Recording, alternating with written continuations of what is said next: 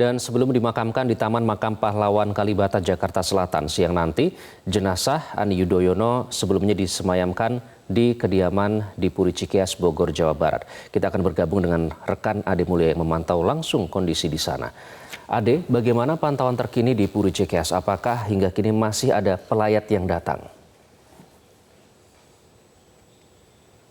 Iya, selamat pagi Iqbal. Seperti yang Anda saksikan di belakang saya, baru saja selesai digelar atau dilaksanakan ibadah sholat subuh berjamaah di pendopo utama Puri Cikeas, yaitu rumah duka.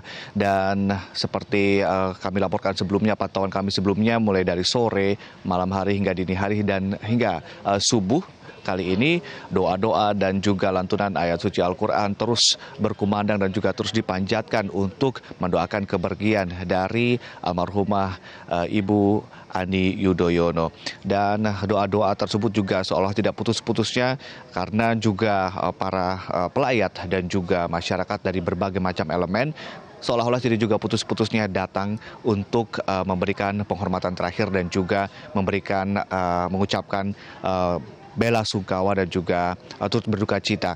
Dan pantauan kami sebetulnya sampai pukul 2 tadi masih ada tokoh yang hadir, yakni Ketua KPU Republik Indonesia Arief Budiman, dan juga sebelumnya ada sejumlah tokoh juga hadir, dan hingga pukul 2 dan antara pukul 2 hingga pukul 3 juga masih ada beberapa elemen masyarakat yang datang ke sini, mulai dari Sukabumi, ada juga dari sekitaran Jawa Barat lainnya, terutama para pengurus Partai Demokrat dan dari DPC Partai Demokrat di sejumlah wilayah di Jawa Barat.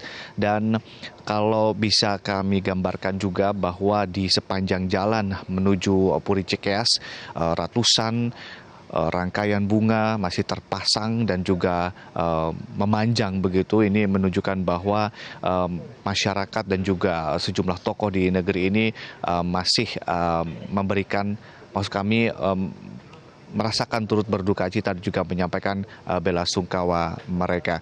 Dan hingga subuh kali ini Anda bisa saksikan di belakang saya ini masih digelar doa begitu setelah dilaksanakannya sholat subuh berjamaah.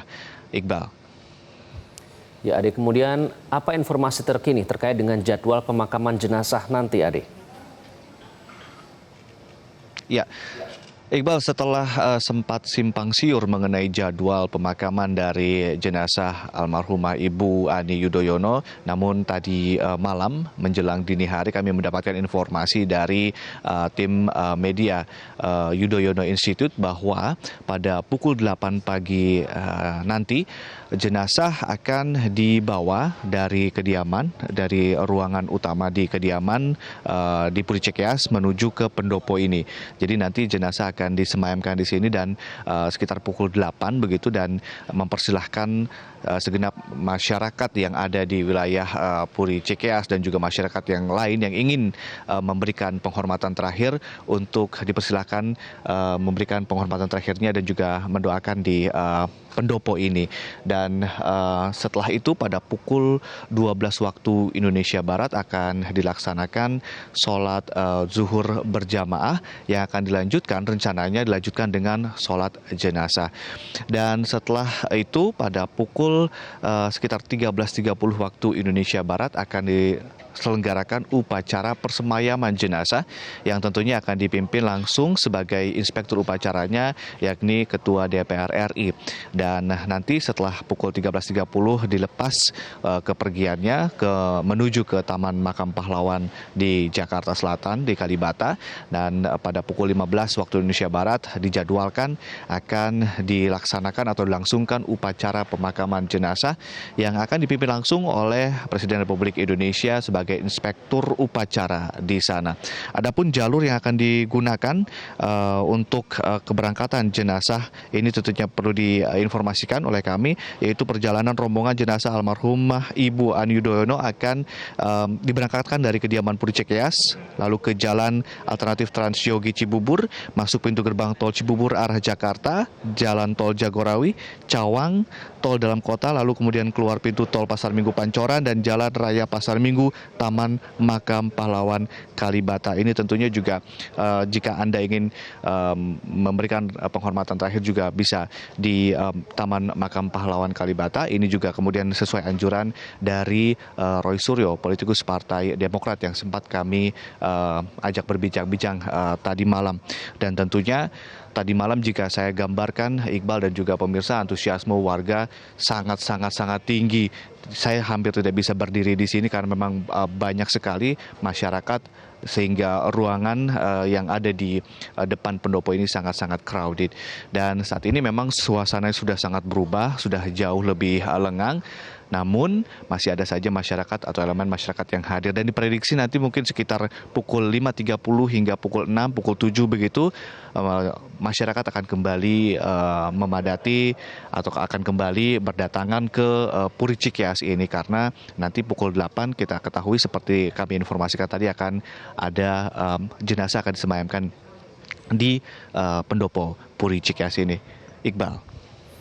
Ya, Ade, Anda memantau sejak kemarin, begitu. Kemudian tadi Anda juga menyatakan sempat bersama-sama dengan warga berada di Puri Cikeas ini. Nah, figur Ani Yudhoyono sendiri ini cukup disegani oleh para tetangga dan para kerabat. Apakah Anda sempat berbincang dengan para warga? Apa kesan mereka terhadap sosok Ani Yudhoyono, Ade? Ya, ada beberapa sosok beberapa masyarakat yang mungkin yang sempat saya ajak berbincang di luar dari pagar ini. Mereka mengatakan ada yang memang hanya melihat sosok almarhumah melakukan kegiatan lari pagi, lalu kemudian juga ada yang kemudian sering melihat sosok Ani Yudhoyono menggelar mungkin acara pengajian di dalam dan tadi pagi juga ada sejumlah DPC dari Demokrat di Sukabumi, mereka datang dari pukul 7 hingga sampai di Cikeas ini pukul 1 dini hari dan menyatakan mereka tidak henti-hentinya menangis karena sosok dari almarhumah ini sangat-sangat menginspirasi mereka.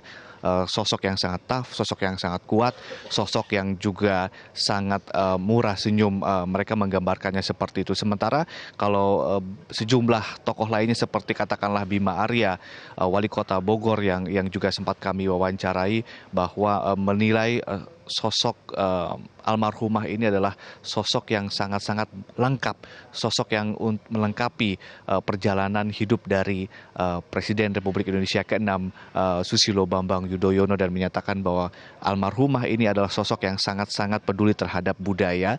Itulah kenapa kemudian Roy Suryo juga menceritakan saking sangat-sangat peduli pada budaya, almarhumah sangat cinta pada batik dan di akhir hayatnya kain batik yang kemudian beliau inginkan untuk digunakan di saat lebaran nanti kemudian digunakan untuk menutupi jenazah. Itu juga kemudian sempat menjadi cerita dari kepergian almarhumah Ibu Ani Yudhoyono. Dan banyak tentunya cerita-cerita mereka yang kemudian merasa dekat dengan almarhumah Ibu Ani Yudhoyono. Dan tadi malam juga ada sejumlah politikus muda Partai Demokrat yang juga punya kesan-kesan tersendiri dari sosok almarhumah Ibu Ani Yudhoyono yang digambarkan sosok ibu yang sangat-sangat merangkul semua kalangan. Iqbal. Baik, Ade, terakhir tadi malam kita dengarkan kesaksian begitu sedikit dari Susilo Bambang Yudhoyono yang cukup emosional pada saat ditayangkan langsung oleh beberapa media. Nah, apakah respon yang muncul terkait dengan pidato Susilo Bambang Yudhoyono yang cukup emosional ini, apakah Anda sempat berbincang mungkin dengan para warga atau para tokoh yang berada di sana? Iya, sempat juga saya berbincang dengan Fadel Muhammad, lalu juga ada sejumlah tokoh yang lain, termasuk terutama Fadel Muhammad yang kemudian mengikuti dari Halim sampai kemudian ikut iring-iringan di sini dan dirinya menyatakan bahwa suasana kebatinan sangat-sangat luar biasa.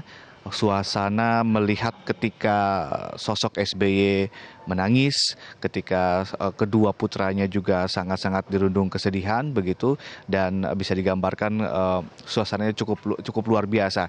Tadi malam juga Fadil Muhammad menceritakan bagaimana situasi di dalam karena kebetulan media memang tidak bisa masuk ke dalam, hanya videografer dan juga fotografer yang bisa mendokumentasikan apa yang terjadi di dalam. Di dalam tadi tadi malam ketika jenazah tiba, lalu kemudian juga Presiden Republik Indonesia tiba, lalu kemudian berbincang sebentar dengan Pak SBY dan juga keluarga, lalu ada sholat jenazah di sana. Setelah Presiden Republik Indonesia Joko Widodo pergi, dikabarkan Pak SBY langsung masuk ke kamar untuk istirahat.